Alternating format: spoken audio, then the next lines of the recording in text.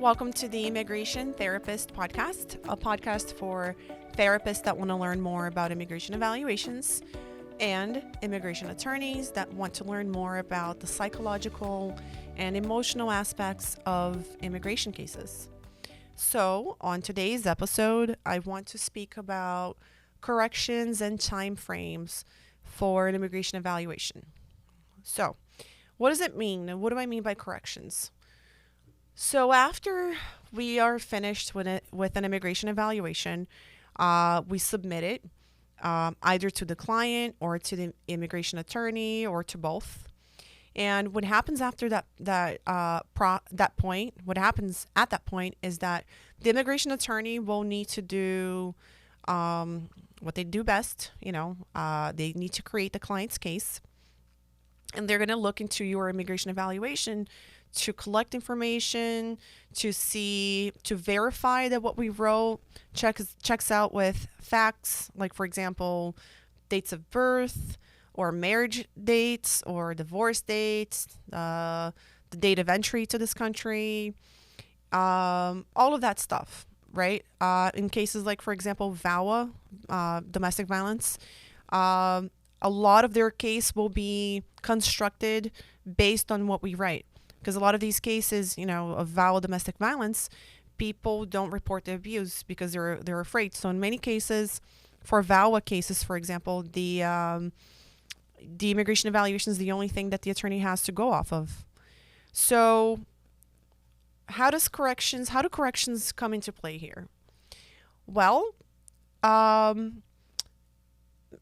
there's a chance that the client gave you information that needs to be corrected. As therapists, as trauma-focused or trauma-informed therapists, we know that a symptom of trauma is dissociation and difficulty concentrating and blockage of the difficult parts of the trauma. So a lot of these clients, they might not remember all the facts. They might have blocked the memory from their mind, and maybe the first time they're thinking about it again is during session with you. So their memory might not be very intact. So when you're creating an immigration evaluation, there's a high chance that you'll write things on there that aren't factually correct. One way to try to avoid that is to ask the client to bring in all their paperwork. For example, their marriage certificates, birth certificates, this and that, as much information as they can. But most of the time, a lot of these clients, they either don't have that anymore because they gave it to the attorney, or it's going to take too long to look for everything and they just want to get it over and come in, or they just, even though they bring everything, they might not remember certain things that can't be verified by paper because it has to do with their trauma, meaning it's subjective information. So again, there's a high chance that what we write on evaluations, there are things that might be wrong, factually wrong. So what do we do about that? Well, I know some therapists are super closed off, unwilling to do any corrections to the report after it's done. But I allow corrections. And the reason why I do that is because of exactly what I just said. I am very much aware that immigration evaluations are completely different than, for example, autism evaluations or ADHD or IQ or anything like that. It's different. You are dealing with what I call secondary clients.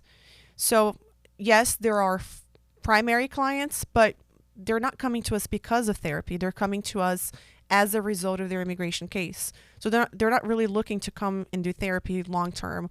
They just want to get the document and get it over with and, get you out of the way to go on with their immigration case. So I allow corrections for those reasons. But I have all the systems set up, which is what I recommend. And what I mean by system is clients sign a form where I talk about that not every correction suggestion that the attorney makes will be accepted, meaning I have to look and approve every correction that they send.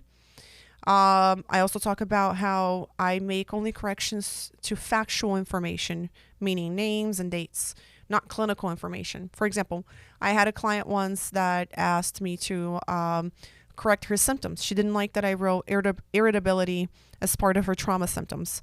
I mean, obviously, I didn't correct that because they're not, we're the experts in the room. And when it comes to emotional, psychological symptoms, we're the experts. So if, I don't make any corrections when it comes to clinical information. But again, I make corrections as far as factual information.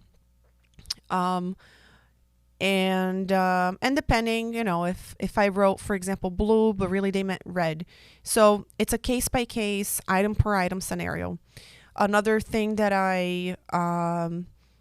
so I have the client sign a form. I also explained it to the client. And when I send out the evaluation electronically, I also have that written on the email that not every suggestion will be approved.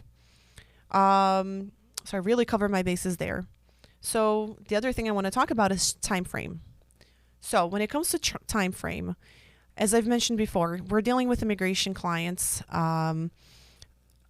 They're always going to be anxious, and there's always going to be a sense of urgency because, again, a lot of these clients, when they started their immigration case, with their attorney, they weren't aware that they'd have to go to a therapist. So a lot of the times, I hate to say this, we're seen as inconveniences that are in the way of them applying for their case with immigration. So I recommend that we keep that in mind when we determine our time frame. I'd say that the time frame for delivering an immigration evaluation is on par with a regular psychological evaluation, which takes about 2 weeks from your last meeting, from your last session. But even though it's on par with regular evaluations, it's still a long time for immigration clients. Again, there's that sense of urgency, the sense of let's get this over with. Usually at the end of sessions, when I finish my very last session with clients, I honestly want to say 99% of the time, if I ask them before I close up, I ask, so do you have any questions? Is there anything I can clarify before, we close the last and final session? I get, honestly, I want to say again, 99% of the questions are, so when is my evaluation going to be done? Because again, a lot of them appreciate that they come and they talk to you and they open up and they talk about their trauma and their story. They appreciate that, but still there's an expiration date. There is a goal here, and the goal is to get their document done. So I want to say that anything beyond 2 weeks is really when clients get unhappy, very impatient, understandably so. I mean, I understand. And they struggle with that. They really struggle with that.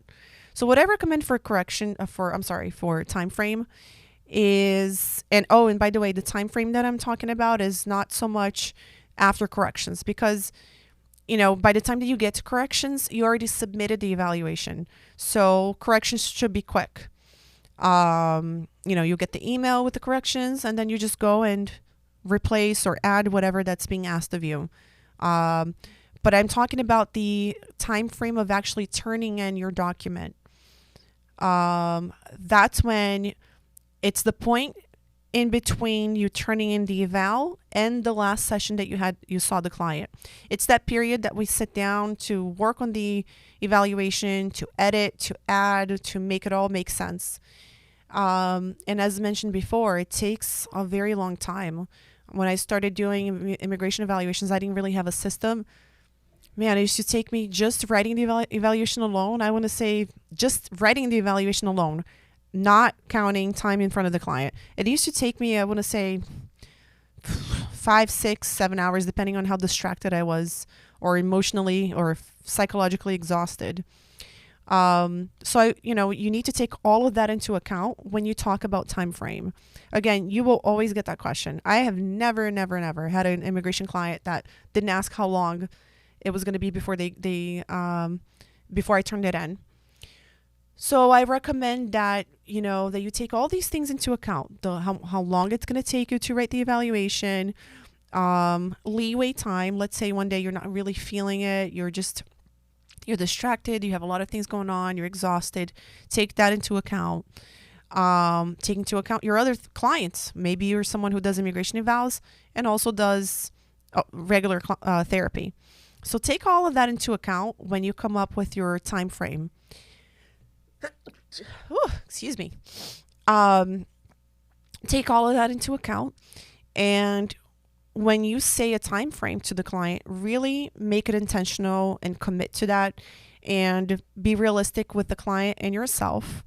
And what I recommend that you do is incorporate that in your paperwork.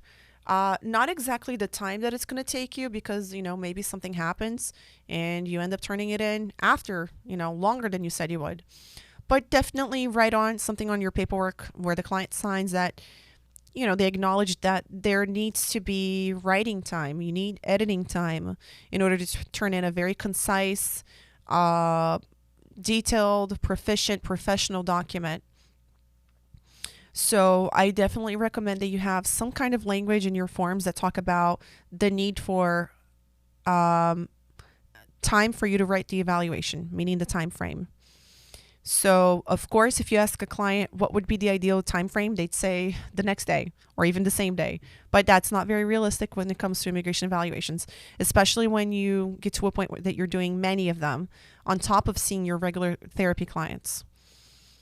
So that's what I wanted to talk about today when it comes to time frame and corrections. The summary is: be very intentional, very realistic.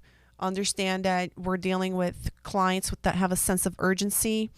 They're very anxious because they just want to apply with immigration. So a lot of the times they see us as obstacles in the way. But also be very realistic with yourself, because this is very intense work. So I hope that helps.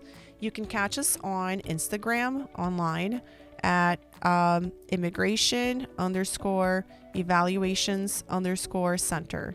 Again, you can catch me on immigration_evaluations_center. Have a great one.